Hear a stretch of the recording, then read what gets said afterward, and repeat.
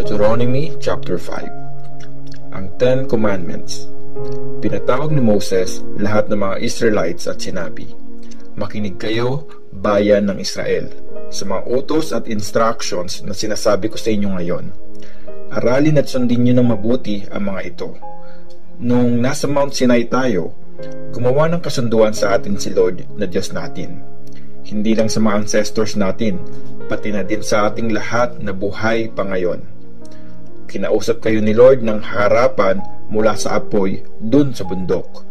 Namagitan ako sa inyo nung time na may sinasabi si Lord kasi takot kayong lumapit sa apoy kaya di kayo umakyat sa bundok. Sabi ni Lord, ako si Lord na iyong Diyos. Ako ang nagligtas sa iyo sa Egypt mula sa pagiging alipin. Huwag kang sasamba sa ibang Diyos except sa akin. Huwag kang gagawa ng mga ribulto ng kahit anong nasa langit, lupa o dagat. Huwag kang yuyuko o sasamba sa kanila kasi ako si Lord na iyong Diyos. Siloso akong Diyos. Yung mga ayaw sa akin, pinaparusahan ko hanggang sa 3rd at 4th generations nila. Pero wagas na pagmamahal ang binibigay ko sa libo-libong generations ng mga nagmamahal sa akin at sumusunod sa mga utos ko. Huwag mong gagamitin ang pangalan ko sa mga walang kwentang bagay. Ako si Lord na iyong Diyos. Paparusahan ko ang gagamit ng pangalan ko sa mali. Tandaan mong ilaan ang araw ng Sabat para sa akin. Ako si Lord na iyong Diyos ang nag-utos nun.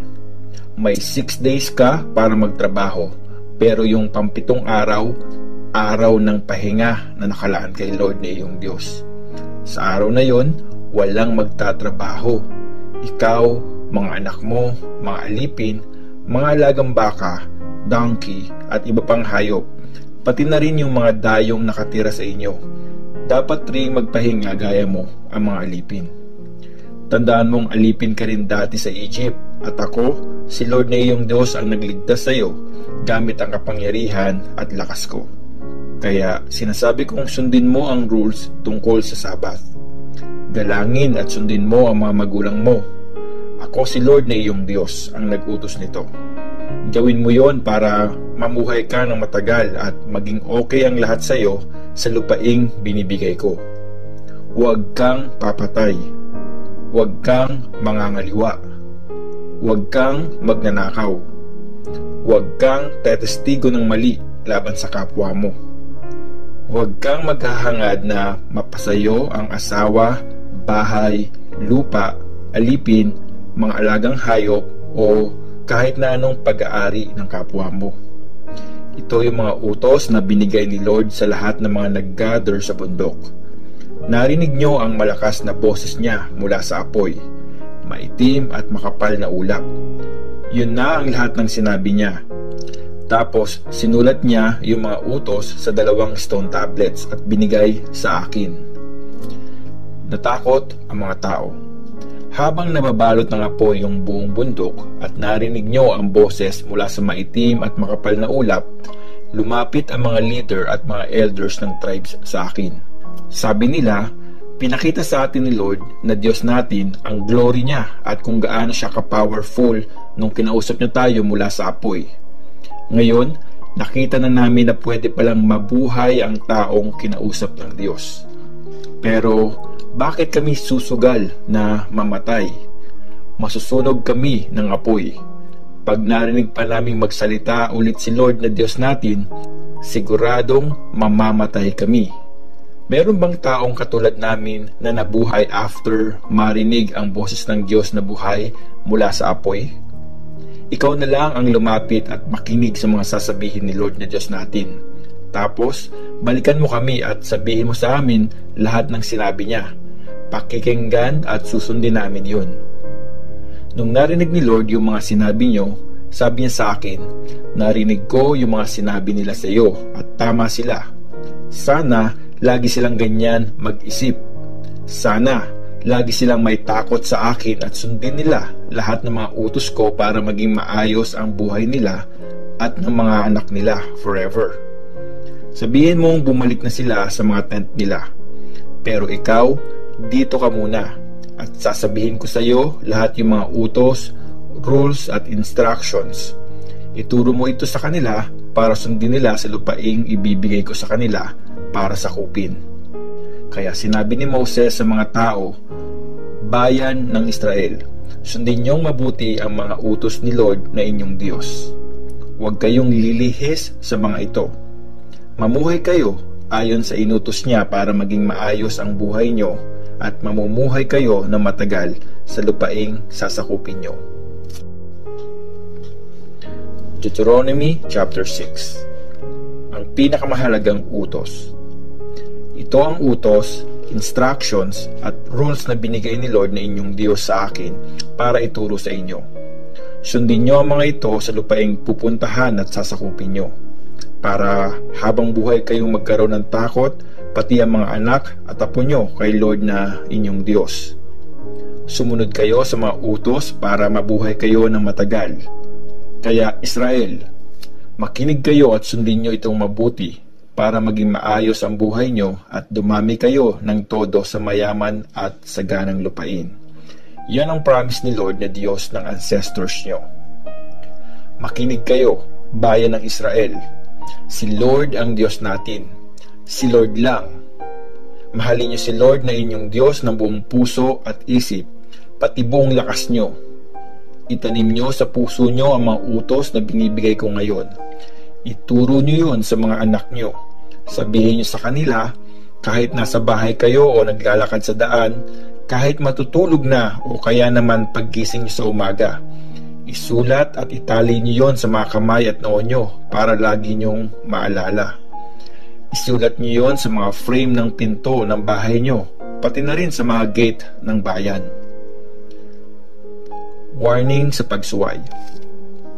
Dadalhin kayo ni Lord na inyong Diyos sa lupaing pinangako niya sa mga ninuno niyong si Abraham, Isaac at Jacob.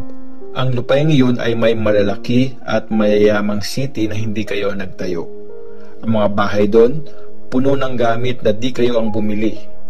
Meron ding mga balon doon na di kayo ang humukay, at mga taniman ng grapes at olives na di kayo ang nagtanim. Magiging sagana kayo sa pagkain. Pag nangyari lahat ito, mag-ingat kayong huwag kalimutan si Lord na nagligtas sa inyo mula sa pagiging alipin sa Egypt. Magkaroon kayo ng takot kay Lord na inyong Diyos. Mag-serve kayo sa Kanya at sa pangalan niya lang kayo manumpa. Huwag niyong sambahin ang ibang Diyos na Diyos ng mga bayang nasa paligid. Pag sumamba kayo sa ibang mga Diyos, sobrang magagalit si Lord at uubusin niya kayo na parang apoy hanggang sa mawasak kayo ng tuluyan. Kasi si Lord na kasama niyo, Diyos na ayaw ng kaagaw. Huwag niyong subukan si Lord na inyong Diyos gaya ng ginawa niyo sa Masa. Siguraduhin niyong sundin ang mga utos, instructions at rules ni Lord na inyong Diyos.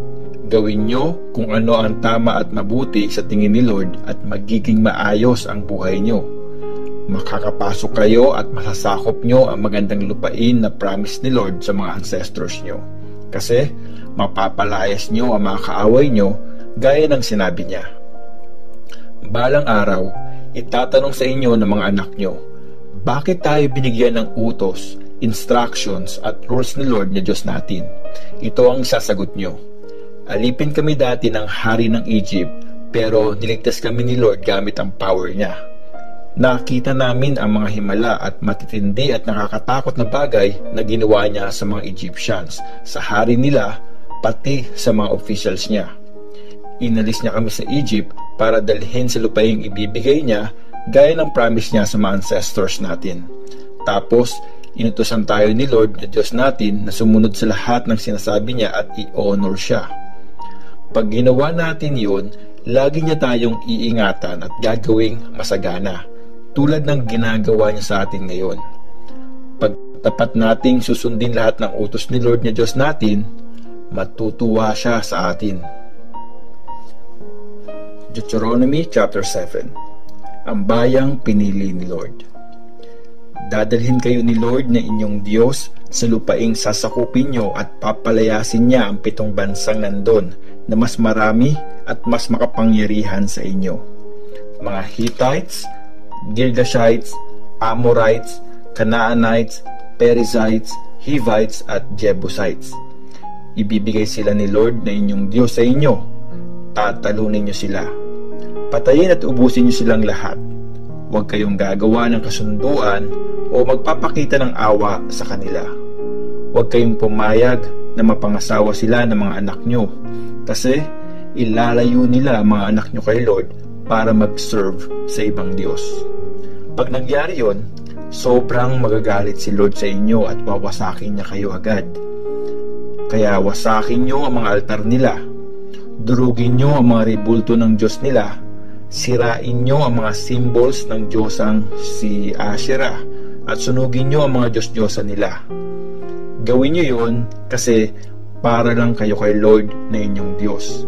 Sa lahat ng bayan sa mundo, kayo ang pinili niyang maging Kanya, ang banal na bayan niya. Hindi dahil mas marami kayo sa ibang bayan, kaya minahal at pinili kayo ni Lord. Actually, kayo ang pinakakonti.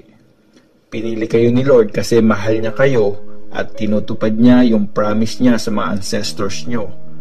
Kaya niya kayo niligtas sa pagiging alipin ng hari ng Egypt gamit ang power niya. Tandaan niyo na si Lord na inyong Diyos ay Diyos at siya ay tapat. Tutuparin niya ang ginawa niyang kasunduan at wagas na pag-ibig sa mga nagmamahal at sumusunod sa Kanya hanggang sa 1,000 generations. Pero hindi niya papalagpasin ang mga ayaw sa Kanya. Wawasakin niya lahat ng tumatalikod at di sumusunod sa Kanya. Kaya sundin niyo ang mga utos, rules at instructions na binibigay ko sa inyo ngayon.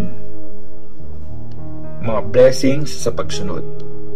Pag nakinig kayong mabuti at sumunod sa mga utos, tutuparin ni Lord na inyong Diyos ang kasunduan niya sa inyo. Ipapakita niya ang wagas na pagmamahal niya gaya ng promise niya sa mga ancestors niyo. Mamahalin, ibibless at paparamihin niya kayo. Magkakaroon kayo ng maraming anak at aani kayo ng maraming butil, grapes at olive oil. Manganganak ng marami ang mga baka, tupa at kambing na alaga nyo. Gagawin niya ang promise niya sa mga ancestors nyo sa lupaing ibibigay niya sa inyo.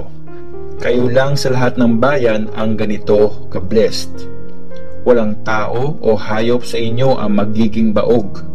Ilalayo kayo ni Lord sa anumang sakit, pati yung mga dumapo sa mga taga-Egypt dati. Pero yung mga kaaway nyo, sila ang magkakasakit. Wawasakin nyo lahat ng tao sa mga bansang ipapasakop ni Lord na inyong Diyos.